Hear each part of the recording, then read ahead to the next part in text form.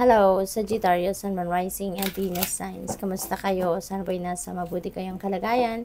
Welcome back po sa 88 Tarot. Kung bago kayo rito, welcome din kayo. Thank you for your support.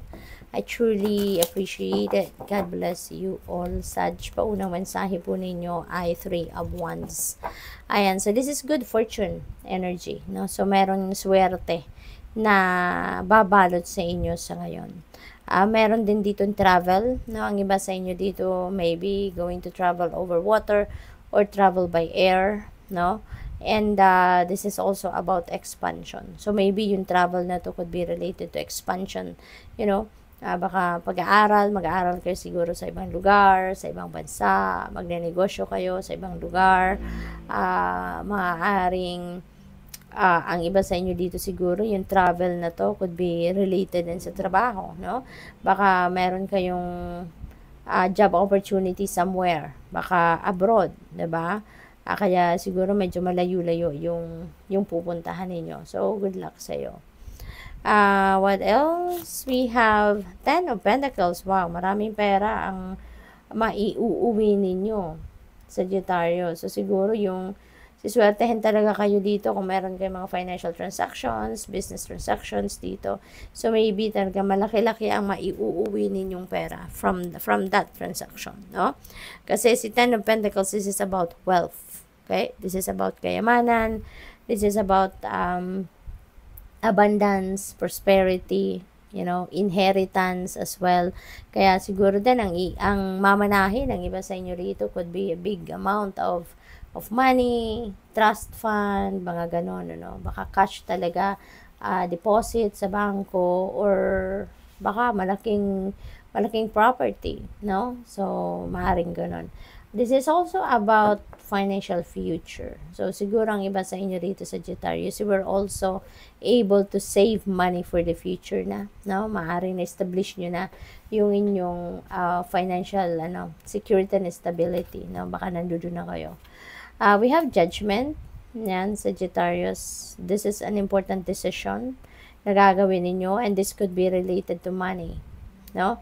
So, this could be related to money, this could be related to family, no? Na decision na kailangan ninyong gawin sa ngayon. Four of Swords. Ayan, so, pagod na kayo siguro. Maaaring pagod na kayo sa kakaisip. Siguro pagod na kayo sa paghahanap buhay. You know, maraming trabaho, obligasyon, responsibilidad, no? Kaya parang parang wala na kayong lakas pa sa ngayon, ano? Kaya gusto niyo na munang magpahinga, no? So you deserve it. You deserve to relax, you deserve to unwind, you deserve to have a good quality sleep, yung ganon, no? So pahinga muna kayo para makapag-replenish kayo ng lost energy ninyo. And so that you can get back to your center. Okay? Kasi kung pagod, no, magkakaroon yan ng imbalance. Magkikreate yan ng imbalance sa buhay ninyo. Kaya kailangang bigyan ninyo ng panahon talaga ang sarili ninyo para maka-recover muna kayo, no, sa pagod, sa stress, no, na pinagdaanan ninyo. So, what else? Or pwede rin, no, na kailangan ninyo magpahinga muna. Kasi para makapag-isip kayo na maayos, no? Regarding dito sa desisyon na kailangan ninyong gawin, no? So, kailangang magpahinga muna ang isip ninyo, ang katawan ninyo, para makapag-isip kayo na mas maayos, okay?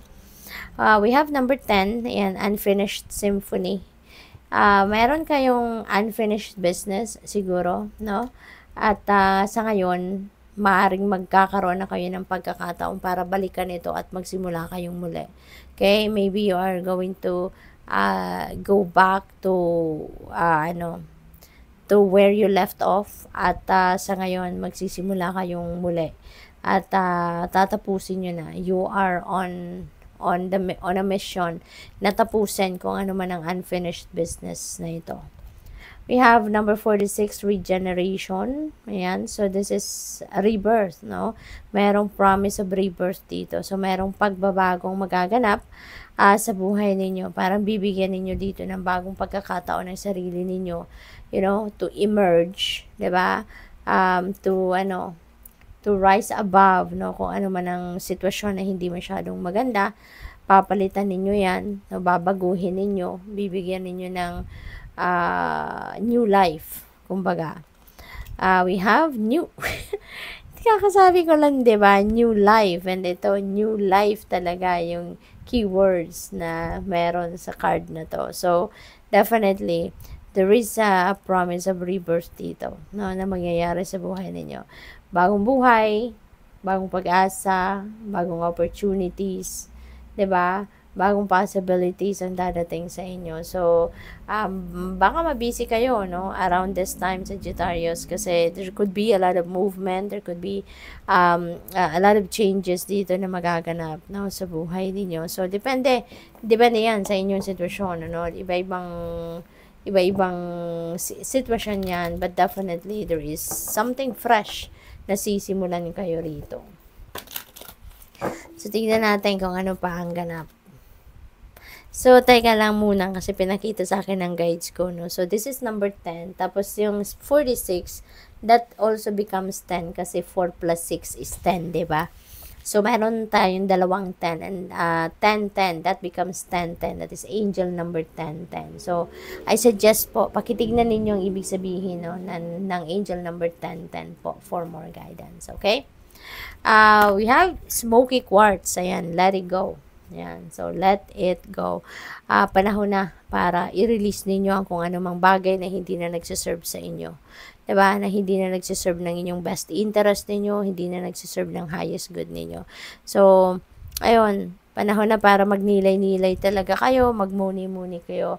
Tignan ninyo, i-examine ninyo ang inyong sarili. Ano nga ba, 'di ba? Ang dapat na i-release ninyo sa buhay, ano nga ba yung mga hindi naman na positibo ang vibe na hatid sa inyo. So, you need to let it go. You need to release it. All right?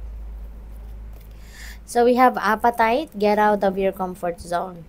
Okay? So, meron kayong bagong buhay, 'di ba? Meron kayong bagong chapter sa buhay ninyo na sisimulan sa ngayon, at maaring yan ay something that you are going to try na ngayon nyo pa lang yang gagawin, no? Yung hindi pa ninyo to nagagawa before, hindi pa kayo nagkaroon ng pagkakataon na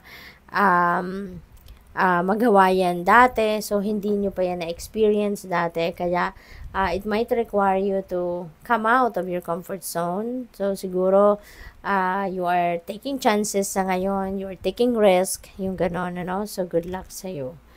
We have turquoise, prioritize your health. Okay? Unahin muna ninyo ang inyong kalusugan, Sagittarius, Four of Swords, no? Prioritize your kalusugan, prioritize your good health, no? Yun muna ang asikasuhin ninyo, yun ang dapat na nasa number 1 priority list ninyo. Okay? Yung inyong kalusugan, kasi baka nag-overwork na kayo, baka hindi na kayo nakakatulog, nakakakain ng maayos, self-care. Self-care ang unahin muna ninyo. Okay? So, good luck sa'yo. Thank you for watching. Love and light. Namaste.